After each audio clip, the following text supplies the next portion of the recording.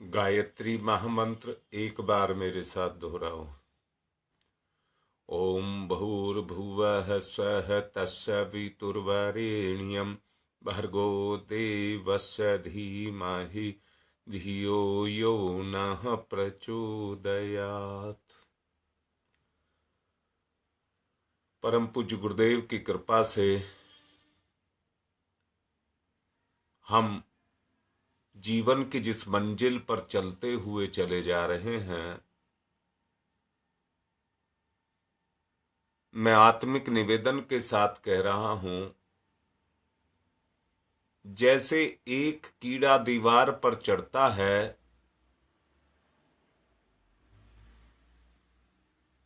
शायद इसी तरह से हम भी अपनी जिंदगी की इस मंजिल को छूते हुए चले जा रहे हैं।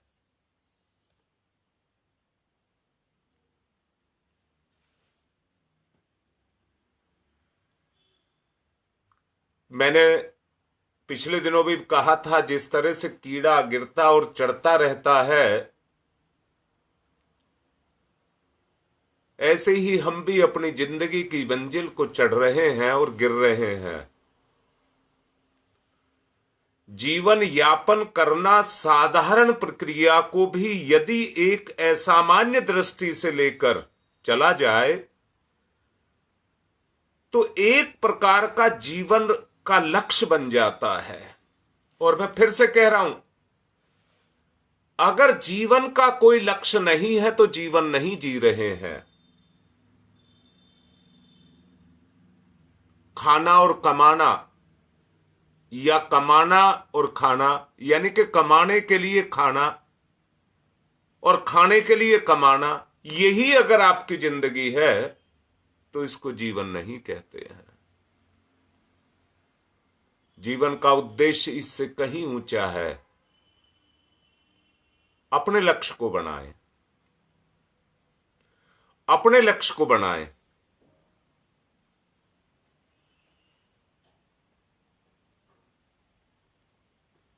एक बच्चा है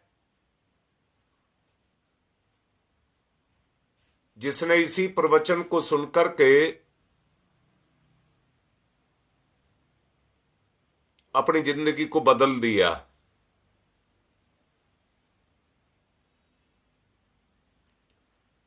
और बदलने के बाद मैं क्लियर साफ भी कर दूं, वो बच्चा हरियाणा से है। गुरुदेव का भेजा हुआ है, अपने आप जुड़ गया।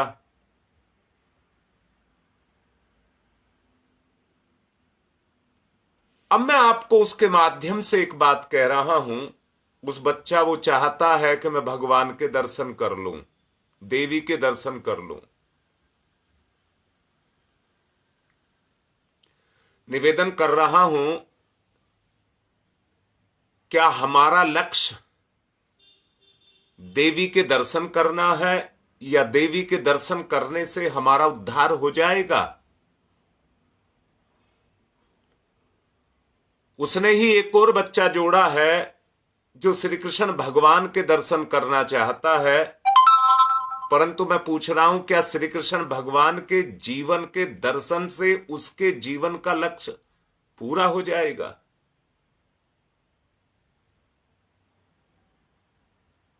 मैं जीवन लक्ष्य की बात आपसे करना चाहता हूं और बच्चों को भी यह समझाना चाहता हूं, देखना हो या दर्शन कर लेना हो, उससे कोई फायदा होने वाला नहीं है।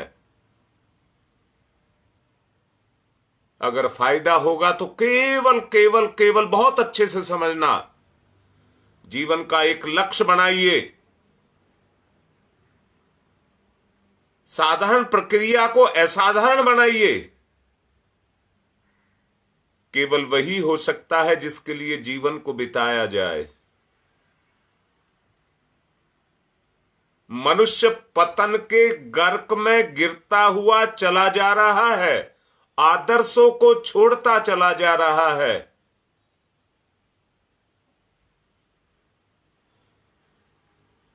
वो भगवान में रस तो ले रहा है, परंतु भगवान को केवल देख करके अपनी आंख को तृप्त कर लेना चाहता है, अपने मन को तृप्त कर लेना चाहता है, आत्मा को नहीं।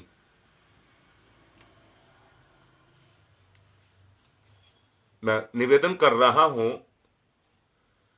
दीवार पर से कीड़े गिरने की बात को जिसको मैं कह रहा हूं, जो व्यक्ति आदर्शों से गिर जाता है वो नरक के गर्क में जाकर के गिर जाता है। जिसने अपने जीवन को आहों, आंसुओं, विषादों से मुक्त कर लिया, जिसके जीवन में हास, उल्लास, परिहास, हर्ष, प्रमोद और उत्साह आकर के बैठ गए,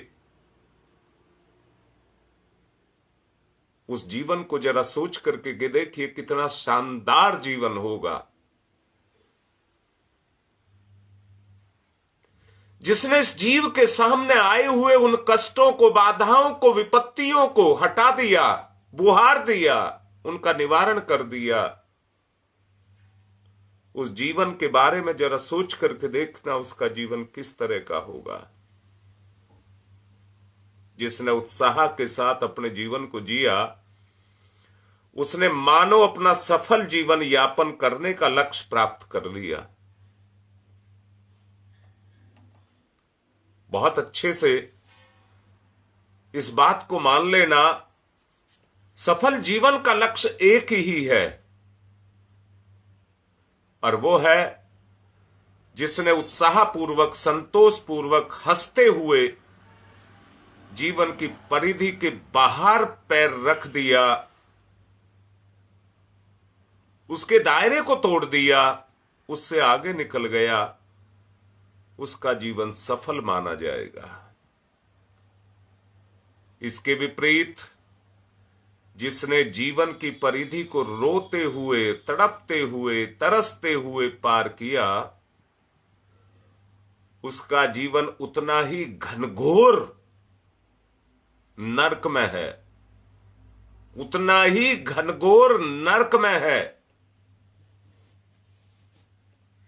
जीवन की सफलता का प्रमाण जहां किसी के कार्य और कर्तव्य से दिया जा सकता है, वहां अंतिम श्वास में सन्निहित शांति और संतोष की मात्रा एक बहुत सुंदर प्रमाण होगा।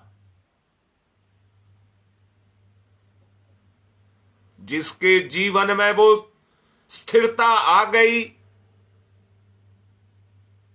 समझना उसका जीवन इस मोह माया के दायरे के बाहर निकल गया।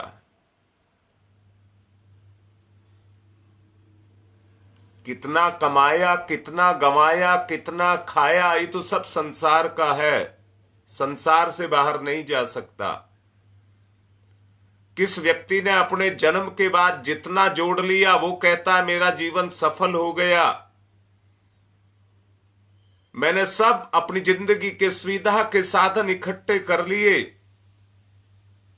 आज मैं सब तरफ से मजबूत हूं पर शांत नहीं। आत्मिक निवेदन के साथ कह रहा हूं, परमात्मा से मिलने का मतलब ही ये है, जिसने उस शांति को, संतोष को, उस स्थिरता को प्राप्त कर लिया, वो भगवान से मिल गया। आंख से, मन से दर्शन करके तो और तड़फन पैदा होगी मिलन की, एकाकार की, परंतु जिसने जीवन के लक्ष्य को ही ये बना दिया, मैं फिर से कहता हूं, बिजली घर और घर के साधनों को जोड़ने का जो साधन है वो तार है, तार बिछा करके लाया जाता है। ऐसे ही ईश्वर के साथ जोड़ने का जो साधन है वो आदर्श है। अगर अपने जीवन में आदर्शों को बिछा दें, उमंगो, उत्साह, हर्ष, मैं कहता हूं विनोद, उनके साथ आपका जीवन बीतने लग जाए,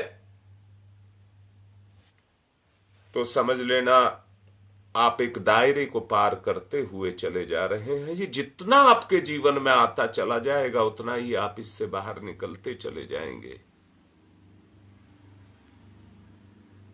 जीवन की सुंदरता अगर कोई है तो अनुशासन है। शरीर की सुंदरता जीवन की सुंदरता नहीं है। जिसने आदर्शों में अपने जीवन को बांध लिया वो उतना ही सुंदर हो जाएगा। तब एक जीवन जीने से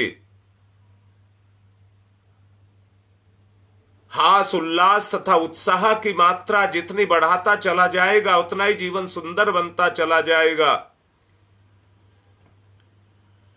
जैसे फूल का गुण है खिलना, ऐसा ही जीवन का भी लक्ष्य है प्रसन्नता। फूल पर जिस तरह से खिलखिलाहट आती है जीवन में भी उसी तरह से प्रसन्नता आती है। प्रसन्नता ही जीवन की सुंदरता का दूसरा नाम है। और जानते हैं जब फूल आता है तो फल भी आता है। जिस जीवन में हरास नहीं है, उत्साह और उल्लास नहीं है, उसमें क्यों ना संसार के सुख साधन हो, क्यों ना विपुल सोने से निर्मित संपदाएं आदमी के पास हों, ऐसे जीवन को सुंदर जीवन नहीं कहा जा सकता। ऊंची कोठी, सजे हुए कमरे, सुंदर वस्त्र, धन से भरी हुई परिपूर्ण तिजोरियां और रंग रूप से भरी रंगरेलियां भले ही किसी के जीवन का दूसरों के लिए आकर्षक बना दें, परंतु सच को ये देखना उसका अपना निजी जीवन किस तरह का होगा। आप संसार में अपने जीवन को आकर्षक बना सकते हैं और आज का आदमी इसी के पीछे लगा हुआ है।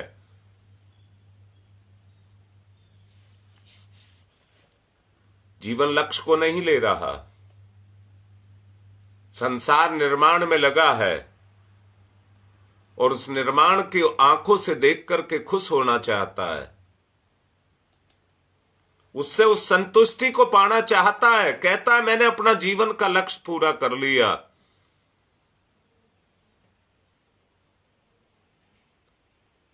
किंतु उसके जीवन के लिए जीवन की सुंदरता का सृजन अगर नहीं हुआ तो जो उपादान हुआ है वो सारा व्यर्थ है। जीवन की सुंदरता बाहरी वैभव नहीं, मनुष्य के आंतरिक संसार में हुआ करती है। जिसके गुण कर्म स्वभाव जितने ही सात्विक और सुरुचिपूर्ण होंगे उसका जीवन उतना ही प्रसन्नता, उतना ही सुंदरता से ओतप्रोत होगा।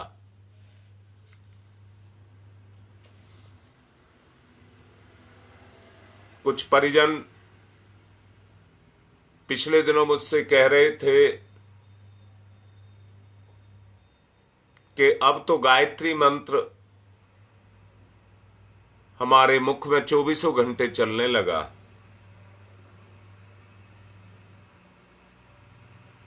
कुछ नहीं होने वाला।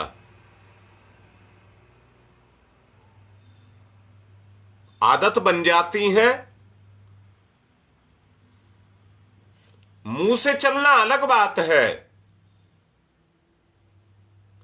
आपके जीवन में वो आदर्श आ गए जो गायत्री को निराकार से साकार कर दे। इस मुंह में बड़बड़ाना, बोल लेना, बकवास कर लेना ये तो बहुत आसान है, परंतु अपने आप को अंदर से गायत्री में कर देना, सोचो जरा, तोलो जरा, अपने जीवन को अंदर से गायत्री में कर देना, उस तरह के संकल्प, उस तरह के प्रभाव, उस तरह के उमंग, उस तरह का उत्साह जो गायत्री में हो, जो रंगा हो, जो बासंती रंग से रंगा हो, वो आपके अंदर उल्लास पैदा हो जाए।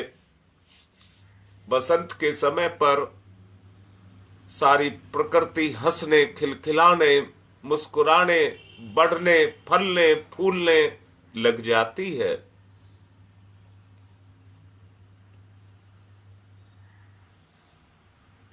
उस तरह का प्रभाव हमारे अंदर भी आए। हम गायत्री मंत्र का जप करते हैं, गायत्री चालीसा करते हैं, दुनिया भर के ख्वाब, सपने, विचारों की श्रृंखला हमारी अंदर ही अंदर से फूट करके निकलने लग जाती है, जो सांसारिक और मोह माया से उत्प्रोत होती है। काश हम जब गायत्री मंत्र का जप करें तो जिस तरह से लकड़ी में से, ईंधन में से आग फूट करके, फपक करके निकलने लग जाती है, वैसी ही स्वभाव अंतरात्मा का अंदर से फूट करके निकलने लग जाए, तो ये समझना कि हम अपने जीवन के लक्ष्य की तरफ बढ़ रहे हैं। मैं नहीं कह रहा वो हो रहा है, परंतु उसको एक लक्ष्य तो बना लें कि हमें अपने जीवन में भगवान को आंख से नहीं देखना है, मन से नहीं देखना है ना, ये नहीं देखना है। अपने स्वभाव में उन गुणों को पैदा करना है जिस तरह से आग में, लकड़ी में से आग प्रकट होती है, परंतु तब प्रकट होती है जब लकड़ी आग में जाती है, समर्पण करती है। ऐसे ही हमें भी गायत्री में, आदर्श में समर्पण करना होगा। गायत्री माने आदर्श में समर्पण करना होगा और उसके अनुशासन को शिरोधार्य करना होगा। सोचो, अगर उस आदर्श को हम शिरोधार्य कर दें और हम एक चिंगारी ही बन जाएं, गायत्री की चिंगारी ही बन जाएं, तो भट्टी बनना आसान हो जाएगा। और मैं ज्यादा की नहीं, आप 50-60 की जो बात कई दिन से कर रहा हूं, अगर 50-60 चिंगारियां एक साथ मिलकर के काम करने लगे तो दुनिया में आग लगा देंगी। जब एक माचिस की तीली दुनिया को जला सकती है, तो आप नहीं, मैं नहीं। आवश्यकता उस बात की है कि आज मैं फिर से कह रहा हूं, मैं इस सांसारिक साधनों से भरी हुई दुनिया को जलाने की बात नहीं कह रहा। मैं इस पाप को जो आज इंसानियत को खा रहा है, खत्म कर रहा है, निगल रहा है, इसकी बात आपसे कर रहा हूं। हमें जन जन में अपने में पैदा करके, अपने साथ, मैं फिर से कह रहा हूं, दुनिया में भगवान है। दोबारा से कह रहा हूं, हमारा गुरु साक्षात भगवान है, 24 कला का अवतार है।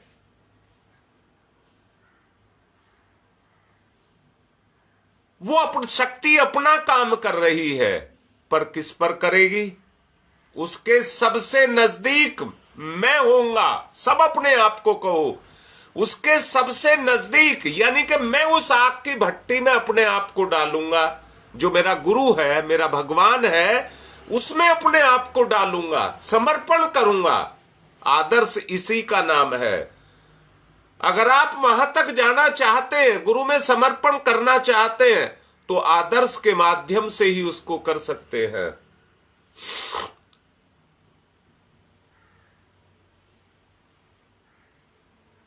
बड़े ही आत्मिक निवेदन के साथ आप लोगों से कह रहा हूं, अपने जीवन का लक्ष्य बनाना है, अपने आप को गायत्री में बनाना है। शरीर के कलेवर की बात नहीं कह रहा हूं, गुण कर्म और स्वभाव की बात मैं आपसे कर रहा हूं। जितने ही ये सात्विक और सुरुचिपूर्ण होंगे, जीवन उतना ही सहज, प्रसन्न, उतना ही सुंदर बनता चला जाएगा।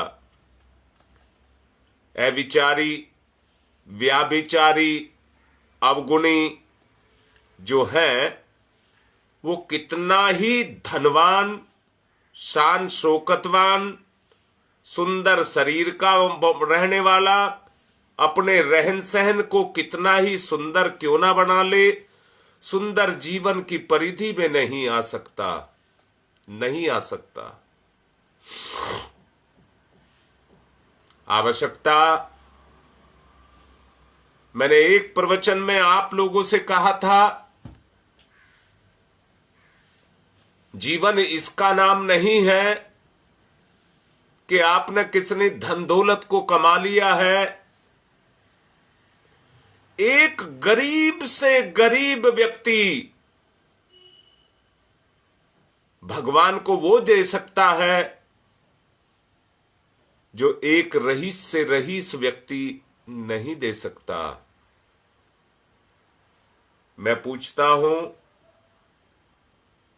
अगर शान शौकत, सुंदरता, धन दौलत, वैभव, साधन अगर किसी एक व्यक्ति को भगवान ने, किसी ने दिए हैं तो वो भगवान ने ही तो दिए हैं।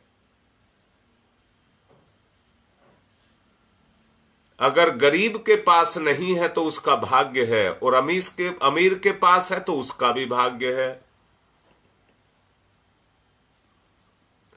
वो उनको भाग्य से मिले हैं।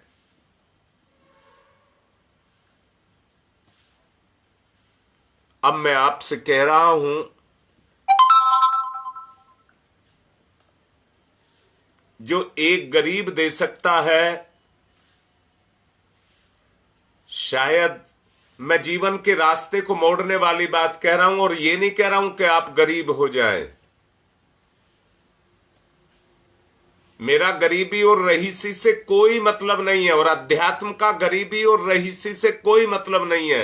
एक ही मतलब है, गरीब के मन में अवसाद आकर के बैठ जाता है कि मैं गरीब हूं, और रईस के मन में अहंकार आकर के बैठ जाता है कि मैं रईस हूं। ना तो अवसाद वाला दे सकता है, ना अहंकार वाला दे सकता है। जो अंदर से संतुष्ट है, मैं जो भी हूं ईश्वर की कृपा है, वो ये कहे सबसे ज्यादा कृपा मेरे ऊपर मेरे भगवान की, मेरा गुरु सबसे ज्यादा मुझे ही चाहता है।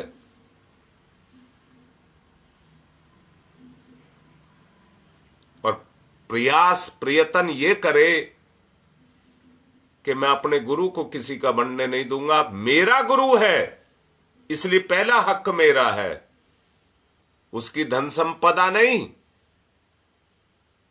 उसके बताए गए रास्ते पर चलने का पहला कर्म, पहला अधिकार मेरा है।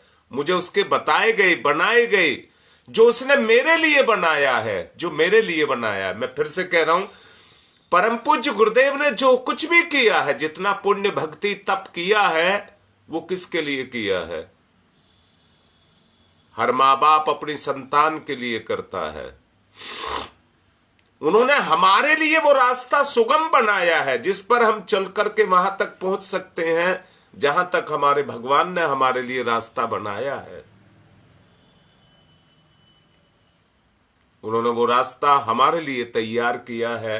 आपको याद हो, पिछले दिनों एक प्रवचन में मैंने आपसे कहा था कि अगर व्यक्ति को ऐसे रास्ते पर ले जाया जाए जिस पर पहले कभी कोई नहीं गया है, और उसमें झाड़ झंकाड़, घास फूस, पेड़ पौधे, कटीली झाड़ियां सब कुछ उगे हुए हों, तो दिन में भी जाने में जो सुनसान है उसमें उसको खतरा लगेगा, डर लगेगा। और ऐसे में रात में चलाया जाए तो सोचो, उस व्यक्ति की तो जान पर ही बनाएगी। अब गई जान, एक कदम उठाया अब गई जान, वो स्थिति उसकी पैदा हो जाएगी। अगर ऐसी विभिन्न परिस्थितियों में भगवान की आदर्श रूपी मसाल हमको मिल जाए तो वो अंधेरे में भी सहारा बन जाती है। पैर रखने से पहले सुरक्षित जगह दिखाती है।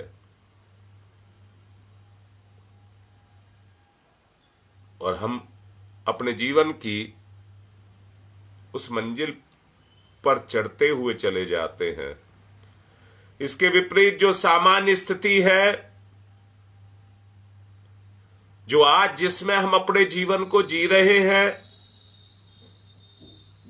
जहां तरह तरह की भोग और इच्छाएं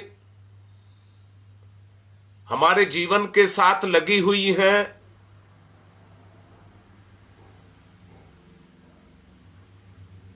एक तरफ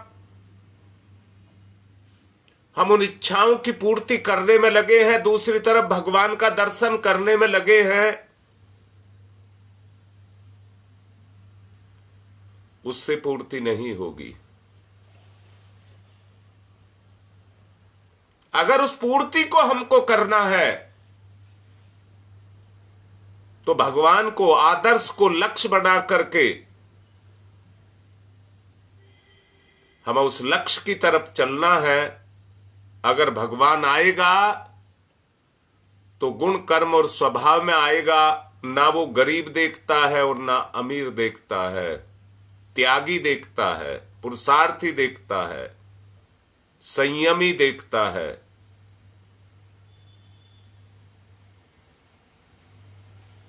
मैं यहां कहूंगा, जो जितना शिष्ट है, सभ्य है, सुशील है, संतुष्ट है, शांत है, वो उतना ही जीवन लक्ष्य की तरफ बढ़ता हुआ चला जा रहा है।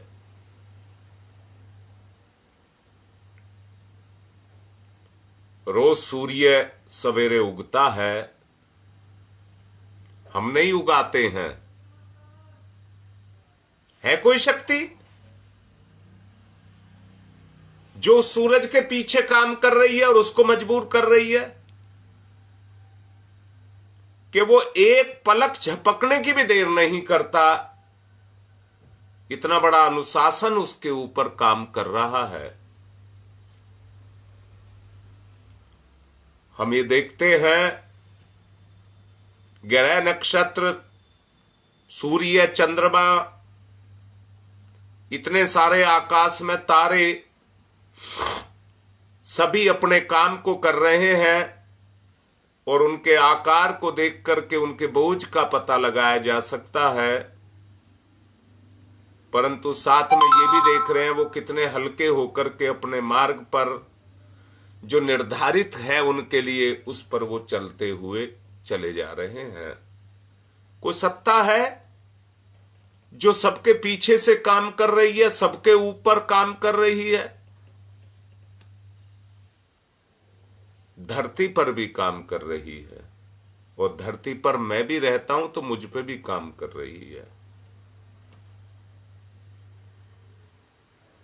जब उसने पूरी धरती को किसी के ऊपर बोझ नहीं बनने दिया तो मुझे किसी पर बोझ बनने देगा क्या? मुझे भी किसी पर बोझ नहीं बनने देगा। आवश्यकता केवल एक ही बात की है कि मैं अपने जीवन के सही स्वरूप को समझूं। हर रोज जिंदगी का एक दिन घटता हुआ चला जा रहा है। जन्म लेने के बाद से ही मृत्यु का, आयु का क्षय हो रहा है, मृत्यु नजदीक आ रही है। यह कार्यक्रम तो उसी दिन शुरू हो गया था जिस दिन जन्म लेने के लिए पहला कदम बढ़ाया था। वहीं से यह सारा काम शुरू हो गया था। अनेक प्रकार के कार्यों से बड़े हुए, विभिन्न क्रिया व्यापारों में लगे हुए हम अपने जीवन को समय के रूप में बिताते हुए चले जा रहे हैं।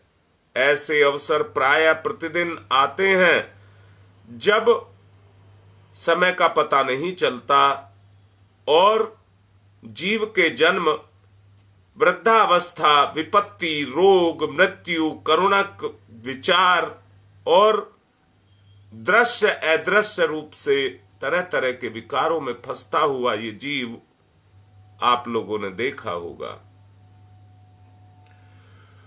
रोग और मृत्यु के कारुणिक विचार जब देखते होगे तो ये तरसता है। रोग हो गया, ये तो देखा ही होगा, मृत्यु तो नहीं देखी, पर रोग हो गया, उसमें कैसा तड़प रहा है उसको तो देखा ही होगा। अब जरा मृत्यु को भी देखना। जब रोग में इतना तड़पता है तो मृत्यु के बाद कितना तड़फेगा।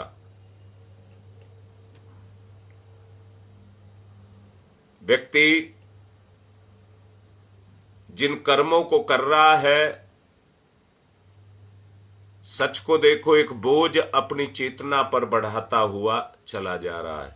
दोबारा बोल रहा हूं, अपनी चेतना पर उस क्रिया व्यापार के द्वारा एक बोझ अपनी चेतना पर बढ़ाता चला जा रहा है। कहां से आया ये सब?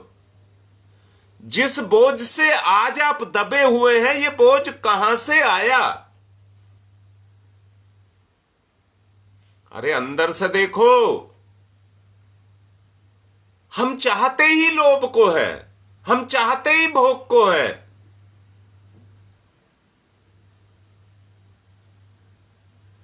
निखार लाना है तो आदर्श को मानना पड़ेगा। उस क्रिया व्यापार से आत्मा का निखार होगा। सच्चाई को समझ लो। अगर बात आपको समझ आ रही है तो एक ही तरीका है, एक ही बात मानने का है। जिसको अपने में कमियां नजर आने लग गई और जिसमें ये भाव अंदर से प्रकट होने लग गए कि मैं अपने आप को सुधारूंगा, और संकल्प उठने लग गए उस तरह के, तो समझ लेना आपकी चेतना काम करने लग गई। आपकी चेतना काम करने लग गई, जो अंदर से चाहेगी परिवर्तन। परिवर्तन परिवर्तन को लेकर के आऊं, जो उस परिवर्तन को चाहेगी। और मैं फिर से कह रहा हूं, जीवन तो करने के बाद ही है। जीवन भोग का नाम, निकम्मेपन का नाम, ठाठ बाट का नाम जीवन नहीं है। गुण कर्म स्वभाव में जितना परिवर्तन आपने किया है उतना परिवर्तन क्रियाशील हो जाएगा,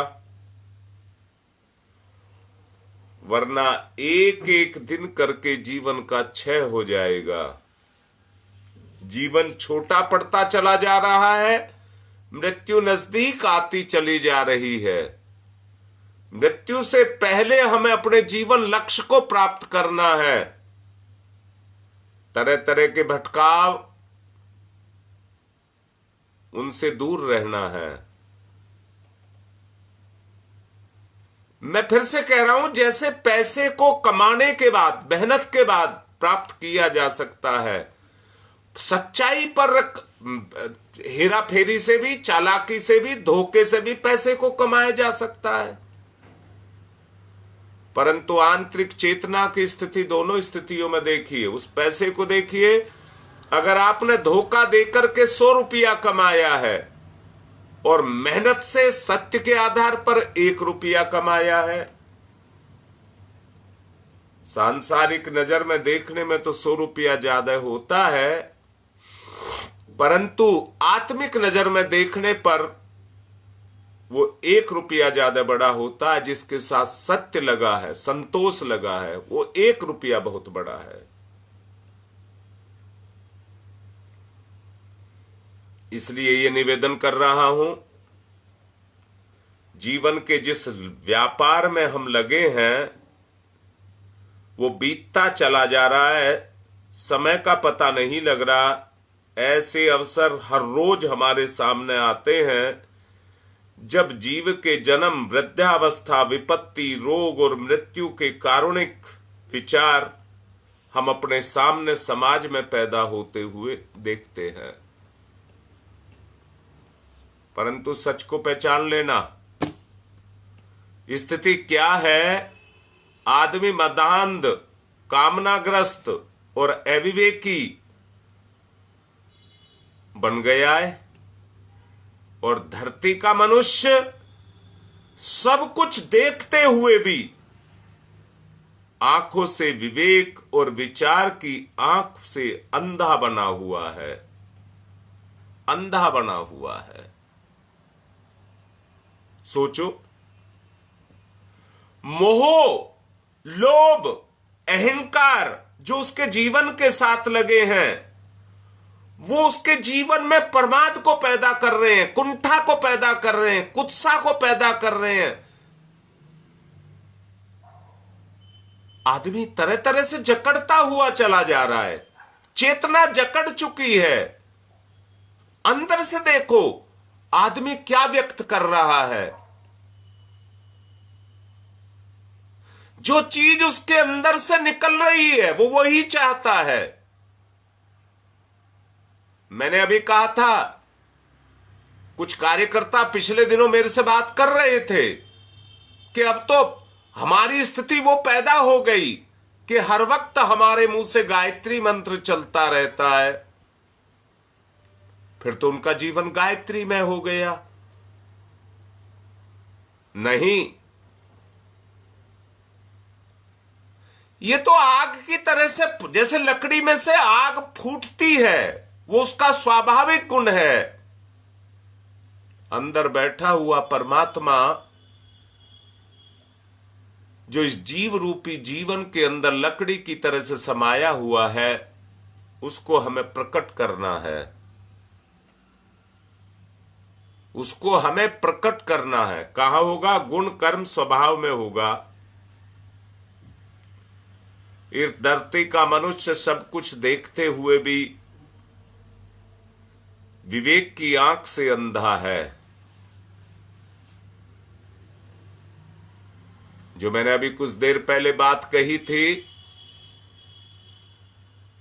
जिस पर जीवन चला नहीं, ऐसे विपत्ति भरे हुए, कांटों से भरे हुए, दुखों से भरे हुए, दुष्टों से भरे हुए, बुराइयों से भरे हुए, रोगों से भरे हुए, विपत्तियों से भरे हुए उस मार्ग पर अगर व्यक्ति चल रहा है तो उसकी दशा क्या होगी? सोचो क्या दशा होगी। कल्पना करो इस बात की और फिर कल्पना करके अपने जीवन को देखो। आपका जीवन कहां चल रहा है? आपको इतने बड़े बड़े सूल लग रहे हैं, कांटे लग रहे हैं, फाड़ रहे हैं आपके जीवन को, और आप परवाह नहीं कर रहे। तरह तरह के मंसूबे हमने बना करके रखे हैं, अटकले हम चलते चले जा रहे हैं। ये करेंगे तो ये मिलेगा, ये करेंगे तो ये मिलेगा, बस एक ही रास्ते पर मिलेगा। ईश्वर के, आत्मा के बनाए रास्ते पर चलेंगे तो परमात्मा मिलेगा। हम सांसारिक मोह माया के प्रमाद से लिप्त हैं। मनुष्य हर घड़ी मर रहा है, इतना सोचता नहीं। कौतूहलपूर्ण इस संसार के अंदर जिस नर रत्न को पाया है, उसने नर्तन के अंदर वो आया है, उसमें जन्म लेने के बाद उसके जीवन का उद्देश्य क्या है? हम कौन हैं, कहां से आए हैं और कहां जा रहे हैं? सोचो, क्या इस बारे में सोचा है हमने?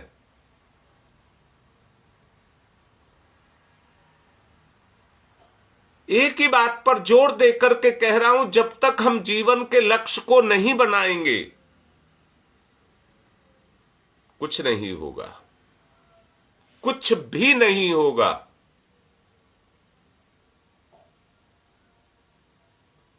सब एक दिखावा है, एक पाखंड है, एक लीला है, एक सांसारिक मोह माया है, कुछ नहीं है।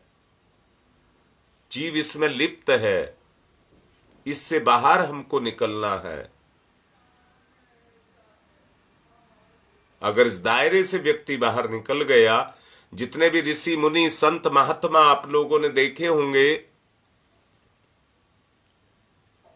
राजा महाराजाओं को देखा होगा जिन्होंने अपने राज को छोड़ दिया और भगवान को प्राप्त करने के लिए उस रास्ते पर चले। सचमुच देख करके आपको पता लगेगा कि जीवन का लक्ष्य किसमें छुपा है। क्योंकि आज का समय आगे मंजूरी नहीं दे रहा। अब जीवन के लक्ष्य की तरफ चलेंगे। दूसरी तरफ ऑडियो में भी परिवर्तन कर रहा हूं। ऑडियो में ये परिवर्तन कर रहा हूं, आने वाली जो संभावनाएं हैं, जो आगे आप आएंगी, उनके बारे में भी आपको बताने का प्रयत्न कर रहा हूं। और ये सब सारा का सारा जो सिजरा बनाया गया है, वो केवल इसलिए ही बनाया गया है कि आप में परिवर्तन आए। अपने आप को परिवर्तित करिए, भटकावे में ना आए, सत्य के मार्ग पर चलिए। और सत्य का मार्ग प्रकाश से भरा हुआ होना चाहिए। विवेक, प्रकाश माने विवेक, आत्म प्रकाश, आत्मज्ञान, उससे भरा होना चाहिए। तभी आप वहां तक पहुंच सकेंगे। वरना संसार की मोह माया आपकी जिंदगी में रोड़े पत्थर, कठिनाइयां, विपत्तियां ला करके भरती रहेगी और आप भटकते रहेंगे, ठोकरे खाते रहेंगे, मरते खपते रहेंगे। इसलिए बड़े ही अपनेपन के साथ एक बात हाथ जोड़ करके आपसे कह रहा हूं, जीवन के लक्ष्य की सच्चाई को समझिए। और अब जीवन के लक्ष्य के बारे में आपको समझाया जाएगा। आज की बात संपन्न। ओम शांति ही शांति ही शांति। हाँ, एक निवेदन और। आज मेरे से किसी ने कहा था उसका जन्मदिन है, किसी बच्चे का आज जन्मदिन है, उसके लिए सब प्रार्थना करें। आज जिसका जन्मदिन है मुझे ध्यान नहीं आ रहा। दूसरा, बाबा राम तिवारी का पारिवारिक जीवन अच्छा हो जाए, उनके लिए प्रार्थना करना। आज की बात संपन्न। ओम शांति ही शांति ही शांति।